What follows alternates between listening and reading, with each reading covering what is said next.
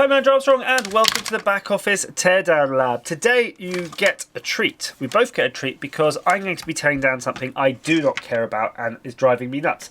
So this is a set of Zenta noise cancelling headphones, a brand from eBuyer. Normally actually there are some quite good Zenta stuff, but noise cancelling headphones are not one of them. The problem is they're slightly uncomfortable, I could forgive them that.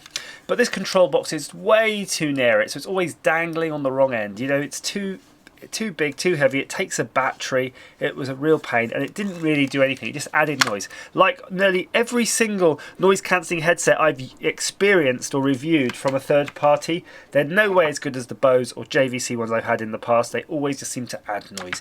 And I have to say, even my Sony noise cancellers seem to be a bit rubbish. So first things first, I'm going to take off some wire.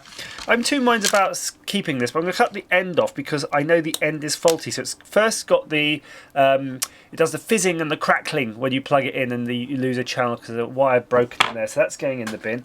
The second thing that was wrong with it, bang, that failed literally today, so you can't even use them as normal headphones.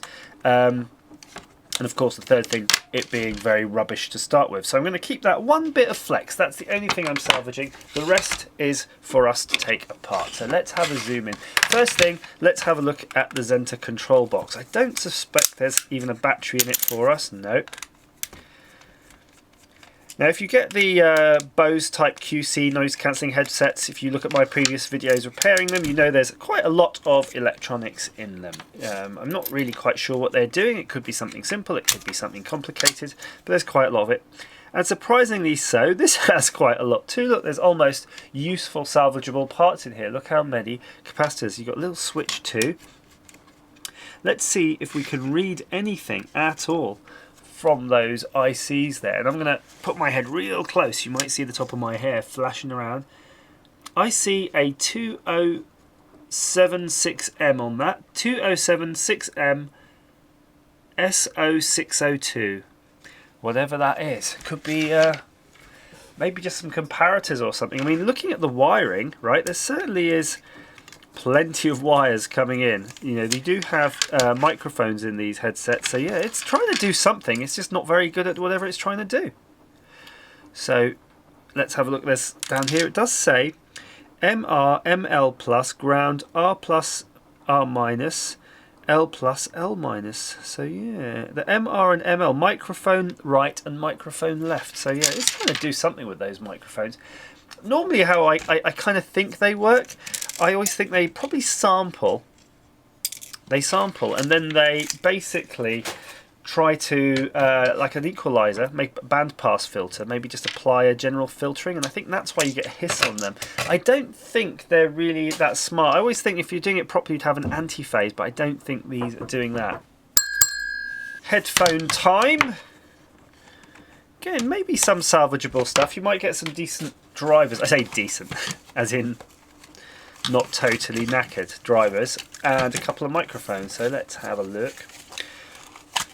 And you'll notice I didn't quite sling this away. I do like the idea of salvaging at least the caps. You never know, just sometimes you never know. You'll pull something apart and then you'll need a new capacitor for it, and you just don't have one on your shelf, and you'll be, oh, I'm really glad I kept one in my box of bits. So that's where that'll go. Unfortunately, small screws like this I find aren't worth keeping. I just have never found the right screw for the job. Right, look at that in there, nice and simple. So you've got these little heat shrink joins. Some poor sod's going to have to go in and do all that.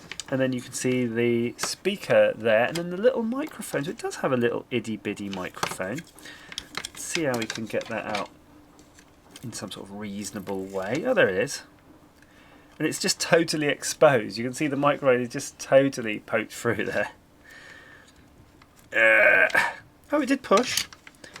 So if you're going to push that out, what I would say, instead of doing what I do, which is using the edge of something, use something that's microphone shaped, because you don't want to damage the can. If you really want to have a go at playing with it, there you go, poke it through like that. Because there is the chance that you could bend the can, and that's really going to just probably block up the little hole that the sound comes out of, and then you're going to be like Bart Simpson said, in deep, deep trouble. And I know you're going to write down below and say, Bart Simpson never says deep, deep trouble. Actually, he did if you have the Bart Simpson album. Now, I don't know if there's many people have the Bart Simpson album, but it is something that definitely existed back in the day. Cut that. Let's poke that through. And I'm just, I'm kind of buying time doing the microphones because I'm really curious about how we're going to get the speakers out, because they look a little bit more of a challenge. Oop. So that's your microphone. Oh, we still got the microphone here. I want to bin all this now. I get it off the desk. Right, in the trash it goes. How do you get these out? I suspect a little flat blade screwdriver might be the order of the day. It's really well glued, actually. They did a reasonable job gluing it, but that didn't beat us. That's actually quite decent size. Look at that thing. I did crush a touch of it, but that's fine. I'm going to reuse these in projects. That is surprisingly useful. Look how big it is, though. My word. That's why you needed that box to hear anything out of it, because they'd have to have an amplifier to drive such a massive speaker. Otherwise, your poor Nintendo DS or whatever you were using this on would be struggling, even at maximum volume, to get some sound out. I mean, it's hard to describe the sound. I'm going to use a ruler. These are about 39 centimeters across, or if you're in inches, it looks like 1.5-ish. Yeah, 1.5. I think these are imperial measurements. So there, I have reduced down that speaker to some useful-ish components potentially, and that's what it looks like. And I can throw the rest in the bin and not feel guilty because I'll recycle it. Bye bye.